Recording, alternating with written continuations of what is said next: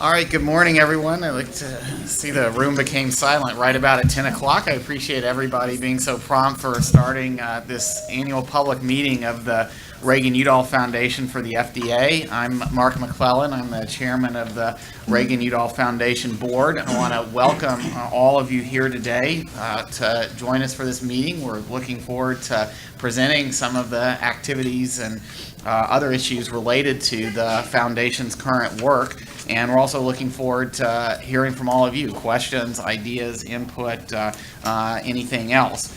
I also want to give a special thanks to the West Policy Center and to Nick Valeriani in particular for allowing us to use this excellent facility for our meeting today.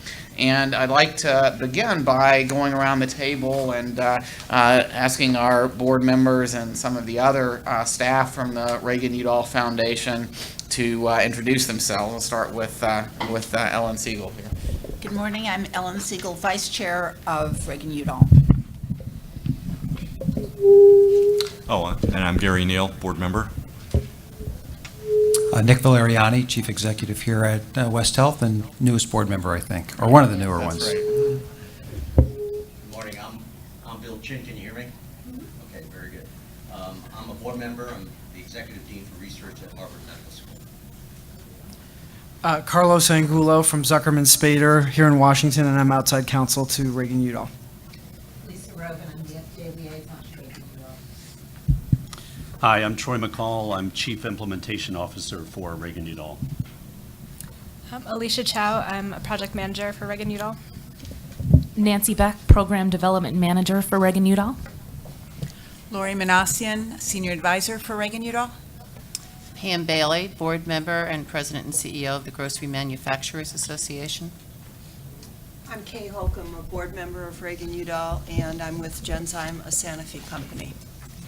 And I'm Jane Reese Colburn. I'm the Executive Director of the Reagan-Udall Foundation. Tachi's on the phone. And joining us by phone is Tachi Yamada. Tachi, can you hear us? He's still on mute? No. I can, thank you. Okay, thank you for joining us as well. We have a couple of other board members who will be joining a little bit late today, Diana Zuckerman and Sally Greenberg. So you'll see them in a few minutes here in a little while as well. But I would like to get started so that we can begin to go through the agenda for today. We're going to start with a little bit of a review for, I think, many of you here about what the Reagan-Udall Foundation is and why it is here. And then we're going to talk about what we're doing. We're going to have some updates on the major projects ongoing right now at the foundation. These include a project called iMeds about developing better methods for safety surveillance of medical products. Then we'll hear an update on the Reagan-Udall Foundation project on a critical path to TB drug regimens. This is a global health project. And then a new project on systems toxicology, a collaborative project to develop better predictive models of patient toxicity development on certain chemotherapies. After we do an overview of these projects, we'll have a time for comments and questions from all of you who are participating here today. As I'll mention in a few minutes, we do very much value input from public, from various stakeholders who care about the activities of developing better science to support the FDA's mission, and this is one of the important opportunities for us to get that input. Also, if there are any questions for us about the activities of the foundation, this would be a good time to talk about that as well. Anything that you want to ask about or bring up in terms of suggestions are just fine. So that's a bit of an overview of the morning. Let me spend a few minutes talking about a history of the foundation. The Reagan-Udall Foundation was created in the FDA Amendments Act of 2007.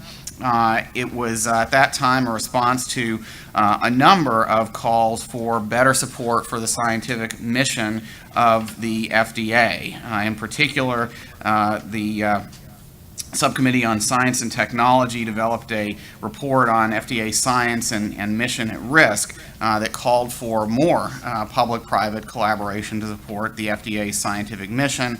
The legislation to develop the Reagan-Udall Foundation was particularly supported by the leaders in Congress at the time in both parties, including Senator Kennedy, Senator Enzi, others who have jurisdiction over FDA matters, to set up essentially an independent entity that could help address the challenges identified in the report through public-private collaboration.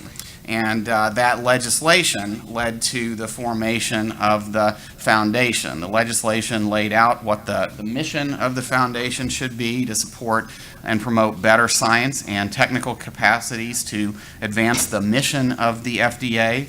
It also laid out some of the activities that were contemplated in supporting this mission, and in particular that included public-private partnerships to drive innovative thinking and innovative approaches to some of the emerging science related to the safety and effectiveness of FDA-regulated products.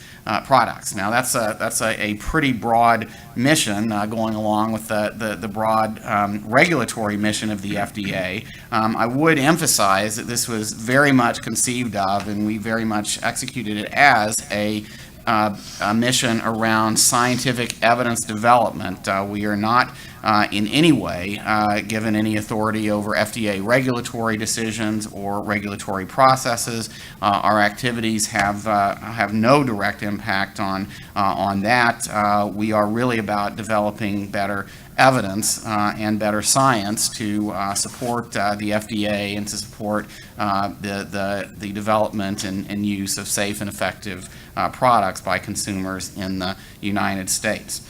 So to carry that out, our work has involved a number of different key features. First of all, we have been engaged in, and you'll hear more about them this morning, a number of research collaborations involving both public and private partners. All of the projects that you'll hear about today have that distinguishing characteristic. We have sought to secure broad-based participation in all of these activities, so you'll hear about participants from academic experts, consumer organizations, patient groups, industry, regulatory experts, and input into our processes from a range of government agencies both here and abroad. Our approach, and you'll hear about our transparency policies in just a minute, is to ensure that the knowledge developed through these collaborations, first of all, occurs through a process that all of these groups can buy into and support, and that is transparent, and then second, makes it out into the public domain. One key issue that was emphasized in the legislation and that we expect to see as an important priority going forward for the foundation is helping to train a new generation of regulatory scientists, people who are experts in the scientific issues, increasingly complex scientific issues related to medical product development, medical product surveillance, food safety issues, surveillance issues for the food supply. I think that's going to be an important priority for the foundation's further work. And in all these efforts, as Congress directed, we are leveraging outside resources. Those resources include in-kind contributions from people with relevant expertise and valuable perspectives for our projects, as well as financial contributions to augment the limited financial support that we receive from the FDA. So that's a bit of an overview of the characteristics of the work that the foundation does, and you're going to hear a little bit more in a few minutes about some of the major specific projects. Before we get to that, though, I wanted to talk a little bit more about the governance of the foundation. We have a 14-member board of directors that are comprised of representatives from a range of perspectives, and this is as we're guided by the statute that created the foundation. It includes perspectives from patient and consumer advocacy groups. It includes academic experts as well. It includes perspectives from industry, including pharmaceutical, food, cosmetic, and biotechnology perspectives. It includes healthcare providers, and it includes a number of at-large representatives who have various types of expertise to bear on the issues that the foundation deals with, but that don't necessarily come from one or another of those specific identified groups in our statute. As ex officio members of the foundation, we include some perspectives from government. So the FDA commissioner is an ex officio member, and we have a designated liaison who works closely with us on the commissioner's behalf. And we also have, as an ex officio member, the director of the National Institutes of Health, and again, a staff liaison or staff members from his office who work with us regularly on our projects. Moving along into how we are carrying out the work that we do, transparency is very important to the foundation. So we've tried to implement a number of steps to make sure not only that people are aware of the things that we are doing, but also that we get as much constructive input as possible. As I mentioned, the work of the foundation depends fundamentally on collaboration across a very broad range of private perspectives and public sector perspectives as well. So this meeting today, our annual public meeting, is one important source of letting people know and providing input on our project activities and the other features of the foundation. We also have a website. I encourage you all to visit it if you haven't had a chance to already. For the Reagan-Udall Foundation, you can just Google us and it shows up as a .org as well. That website has an overview of the foundation that covers a lot of the material that I've been talking about this morning, as well as more details on our policies and our current and potential activities as well. Also on the website, and a very important part of the foundation's method of doing business, is our policies and procedures to protect against conflict of interest, to assure that while we have a lot of different perspectives influencing our work, that it really is a synthesis of all of those and not undue influence from any one particular stakeholder group or direction. Those policies are pretty extensive right now, but we welcome ideas, suggestions, input for how we can carry out our work as effectively and transparently as possible. Also, as I mentioned before, we welcome input on the content of our work, on projects that we should think about undertaking, on important opportunities for public-private collaboration to support the scientific mission of the FDA.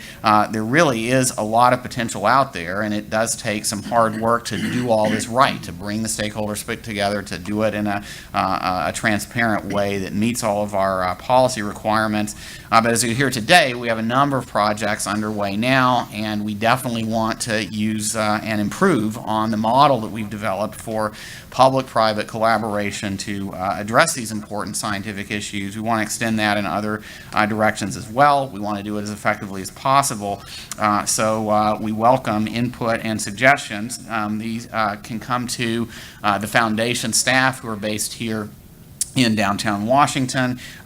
We also have a mechanism for submitting comments and suggestions to us via the website as well. And again, we encourage you all to let us know what you think and what we can do to further our mission and further support the science for the FDA. In terms of information that's available on the website, you can get more details than I've been able to go through in these opening comments about the governance of the foundation, so how the board is set up, how it functions, the funding for the foundation's activities. We'll talk a little bit about that as we go through the projects today, but more details are there. Our financial report, and I think we have a copy of the financial report for our last fiscal year, for fiscal year 2012, available here out front at the meeting, and it's also, as I said, on the website. In terms of financial support, the Reagan-Udall Foundation is supported by both public and private funds. When Congress created the foundation, it authorized the FDA to transfer funds to the foundation for our core operations in the amount of between $500,000 to $1.25 million annually. On top of that, our specific projects can be funded by grants and charitable giving, and these contributions are integral to helping the foundation, to really enabling the foundation to fulfill its mission. The grants and contracts and charitable giving that we receive are all reviewed by the executive director and all reviewed by the board of directors. Again, these details of these policies are on the website, and that includes a review for potential conflicts of interest. The foundation has discretion to accept or decline contributions, and we have a description of our gift acceptance policies on the Reagan-Udall website as well. In terms of where the foundation stands, the financial position for fiscal year 2012, as well as an overview of the foundation, are as I mentioned, on that table outside the room. We ended fiscal year 2012 with a balance of $938,000 and $938,542 in net assets, and you'll hear about today where some of those assets are going in our current fiscal year. So that's a bit of an overview on the financial status of the foundation. Also on the website is a description not only of our review process for financial gifts, but also our review process for project development. So as you'll hear about in more detail in our specific areas, I'll go into this, I'll introduce this in just a minute. We rely on substantive area experts to develop the specific policy, to develop the specific project ideas for the foundation. But again, these are reviewed by the board for their overall compliance with our strategic direction and all of the foundation policies. Also on the website are descriptions of these particular projects and our specific conflict of interest policies as well. So the idea is to provide a complete picture of not only who we are and what we are trying to do, but how we go about making these decisions on projects, and how we are very much looking for input not only from our board members and from the various interested experts and stakeholder groups for particular projects, but all of you for the directions of the foundation and how we can carry out our work of developing better scientific evidence as effectively as possible. So that's a bit of an overview of the foundation in terms of why we're here and how we do what we do. What I'd like to turn to now is a little bit of an overview of the areas of activity of the foundation. As I mentioned, we have a staff that oversees core operations. That's headed up by Jane Reese-Colburn, and includes several other very dedicated and hardworking staff members. And then underneath that, we're organized by major project area. And at this time, we have sort of three pillars of project activity.